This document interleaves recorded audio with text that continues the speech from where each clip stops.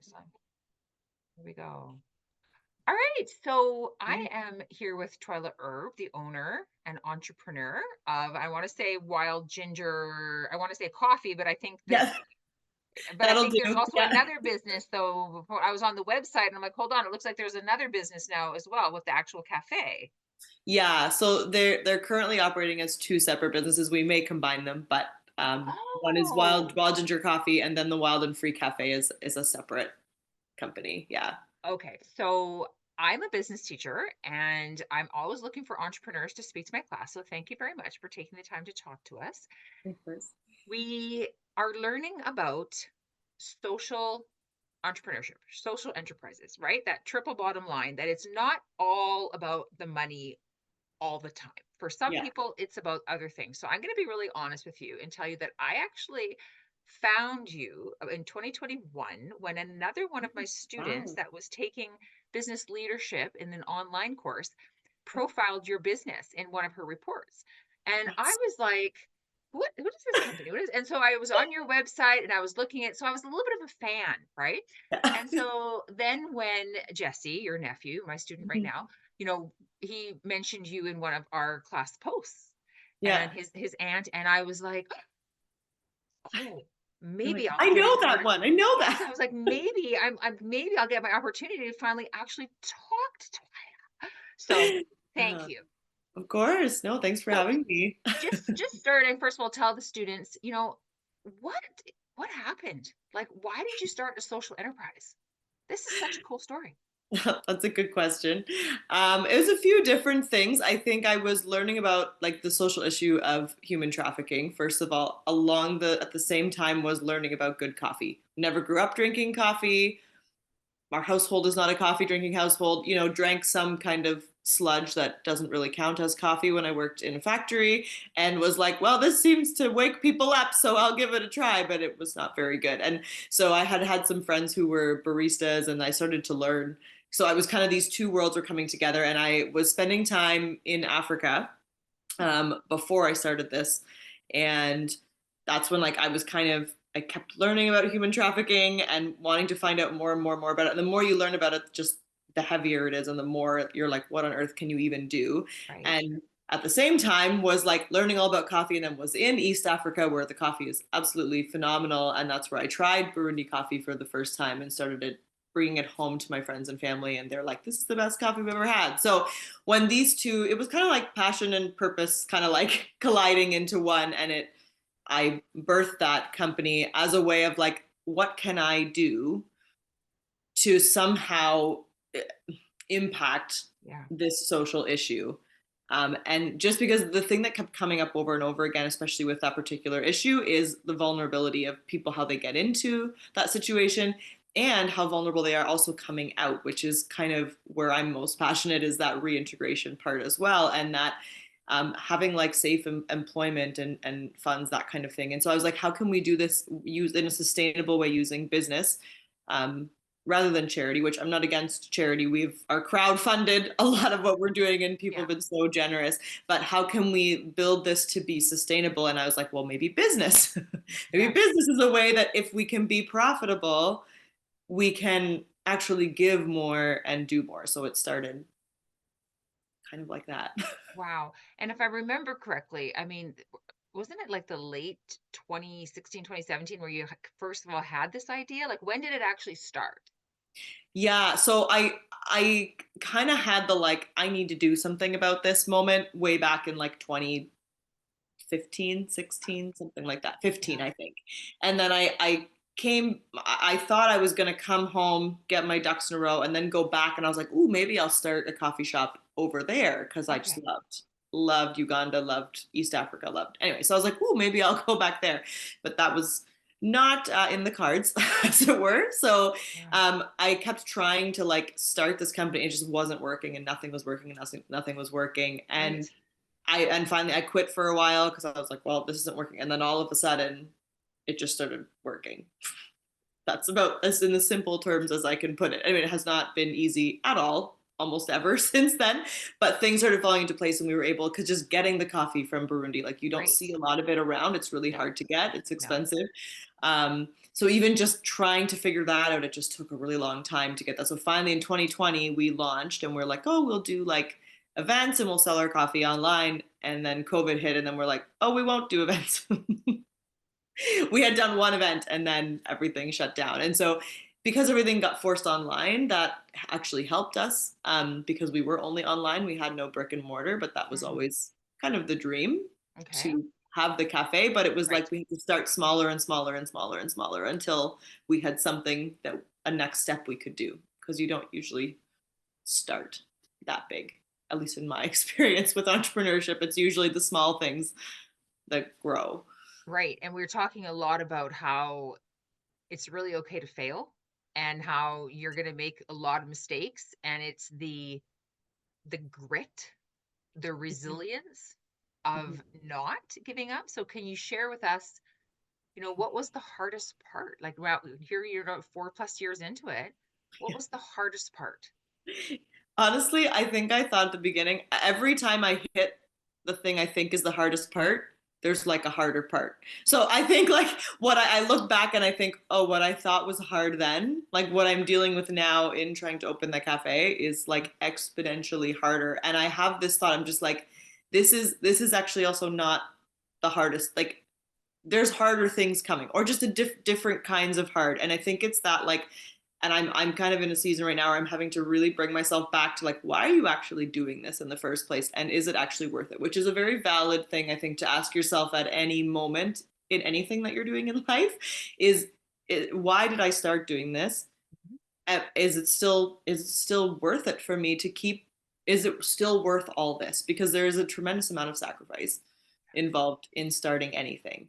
Um, and so it's that I think you have to know you have to remember what your why is. And it's really easy to forget that when things get really hard. And so I think the most challenging thing for me, honestly, is to not give up and to like try to remember why it is that I started in the first place. I mean, yes, there's like right now with the cafe, it's like municipal, like township things. That's ongoing. Finances, convincing, especially with social enterprise, convincing people that they should pay enough for your product so that people are paid fairly. That's Right. tough because in the economy that we live in, it is hard for people to afford a lot of things, and you're offering a product that's likely going to be more expensive because you are considering a lot of other variables, not just your bottom line. So in order to make your ends meet, your costs are higher. And so convincing people, marketing that is extremely challenging. But I think honestly, the biggest thing is with that, with all the challenging things that come, I think it's your like mental health part of it, I think is the hardest. So one of the factors that we've learned about successful entrepreneurs in our class is having supportive family or growing up in an entrepreneurial background. And so there's some Mm-hmm. research and some correlation that shows um, just how important it is. And we've had this whole concept about many hats and how Mm-hmm. entrepreneurs wear many hats. And so you've said the marketing hat is difficult, right? Yeah. I've heard like just doing some of the general operations, just the like you're saying, dealing with municipality, et cetera, et cetera. Did you grow up with an entrepreneurial family? And do you have family support right now for this businesses? Yeah. Yeah. So, I mean, my dad started his business back when he was what? I don't even know. Very, very, very young. Okay. Basically took that over, and well, he had been working for a company. It kind of went the economy kind of crashed, it went down, and the owner said it's yours if you want it. Hmm, So he had to build it up from nothing. So with a grade 8 education, and that's great. all he had. And so I think there is a bit of that. You have to just that wearing of many hats is literally just you have to learn a lot of things really fast, because you don't know how to do a lot of those things. And my dad is definitely one of those people who just, it's like, well, just figure it out. May not be the most efficient way right away, may not be, the most well researched way, whatever. It's not textbook, but you just find ways to make things work. And I think that's part of that entrepreneurial spirit, I think. So my dad definitely has that. And even now, I mean, I do still work for that construction company, Oh, as a painter. And my brother now owns it. My dad's retired. And so having their, I mean, they're going to be doing the work in the cafe. Having their knowledge, just even just in this one season of dealing with townships and being like, oh, okay, I'm like, this is actually like sadly really normal. Like, it's okay. I have that, like, a wealth of knowledge and experience just in the, like, that field of business and starting things and the construction side of it, which Hmm. a lot of people starting out don't have. Right. They're also learning, like, I'm like, I happen to know at least a little bit about plumbing and electrical and how this whole process works, where a lot of people don't. And I have access to those, a lot of people who have a lot of the skills that I don't have. And that is invaluable to me because I actually don't have that many of the skills that I actually need. I'm more of a vision person. So mostly I'm like, I don't actually know what I'm doing at all. I just have to figure it out. That's the Yeah, honest truth. I liked when you said, "I'm kinda just figuring this out day by day, like, as I go, I'm making it up as I go," and I laughed.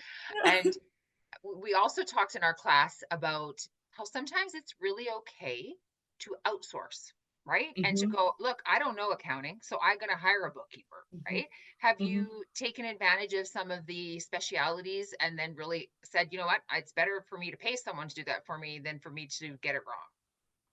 Yeah, I think it's really actually important to find out really quickly what the things are that you actually can do yourself and what things are actually better not done. And it's tricky at the beginning because you don't probably have the funds to Right. pay people. So it's a bit like, you try your best, you do what you need to do. But I think accounting and bookkeeping, definitely worth finding people Yeah. who know how to do that, because I just think the mess you can get in, Yeah.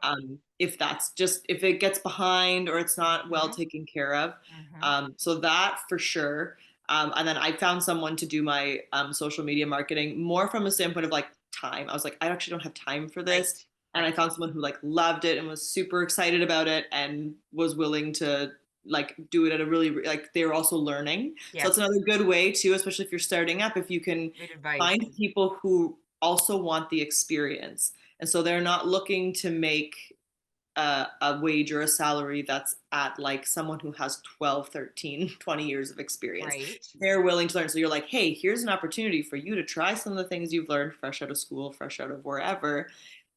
And it's a trade-off, right? Of like, you get to try things, we get to see if they work, because guess what, we're a small business, we're just trying to see what works all the time pretty much. So I think it's really important actually to outsource Okay. um, as many things as you As you can. can, honestly, because it really isn't, yeah, it's not feasible usually to do all To of do it it all. on And your own. that's we talked Yeah. a lot about this course is basically it's a grade 10 level, but I've got nines, 10s, 11s, 12s, and fifth years all in there. Okay. Yeah. You know, it's we got a whole variety of students, and it's kind of building a little business plan so everybody has got an idea, and it's leading into the grade 11 full year entrepreneurship course where you do an Okay. extensive business plan, but this is kind of just a kind of an introductory level, so we kind of just skim marketing and skim management and skim human resources and Hmm. we skimmed accounting, et cetera, et cetera. And so now we're in this concept of entrepreneurship and social entrepreneurship, and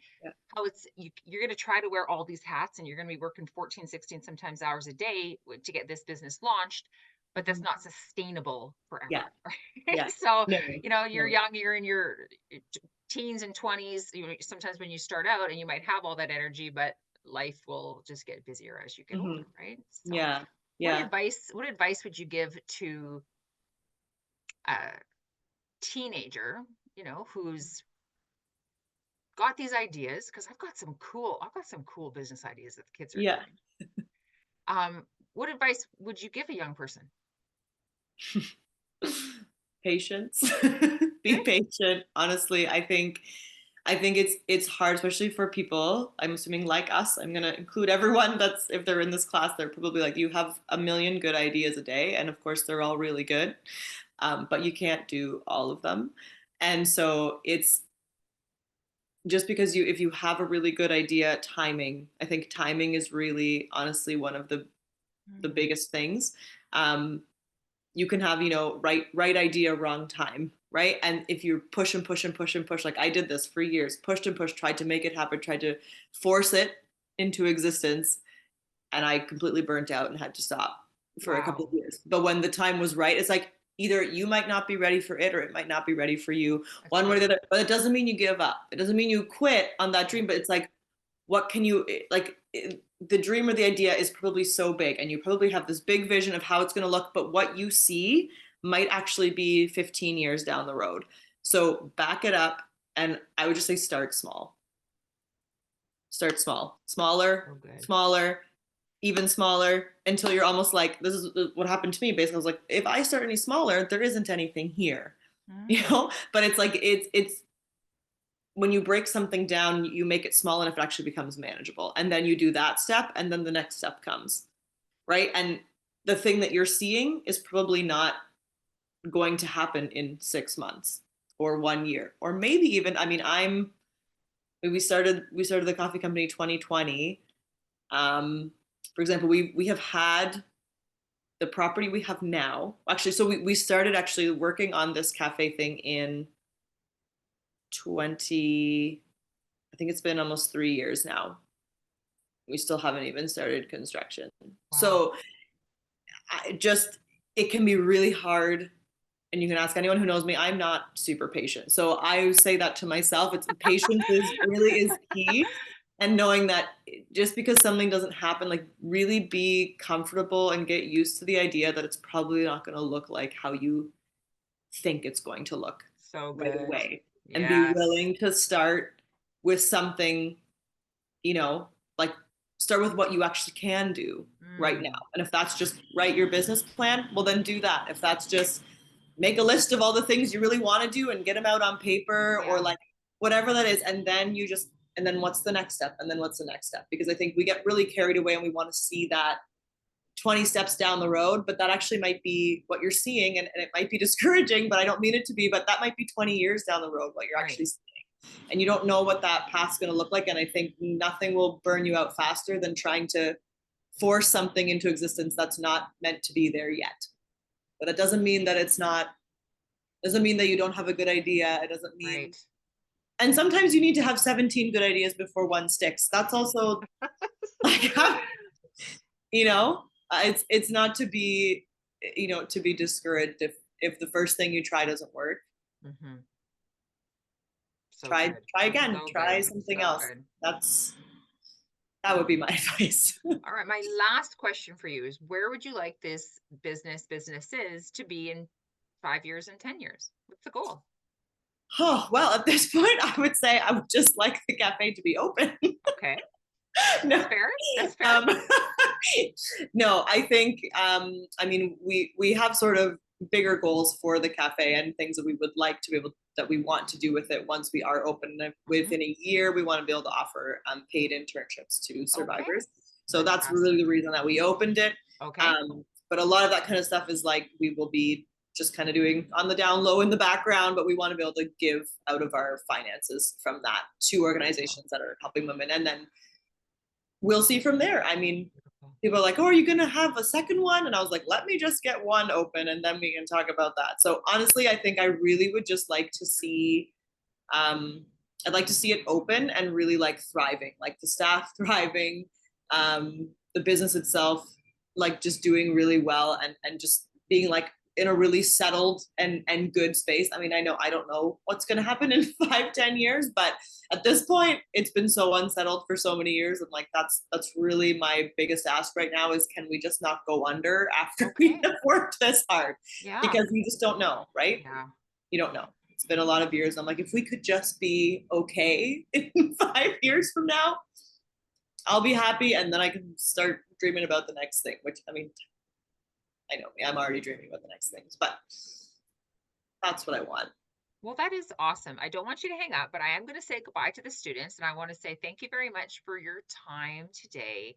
We Yep. just really love hearing from real entrepreneurs, right? Because I can sit here and teach the material, but they love actually reading and learning real case studies. So thank you for your time. Yeah. Oh, of course. All right. Now let me remember how to stop the recording. There it is.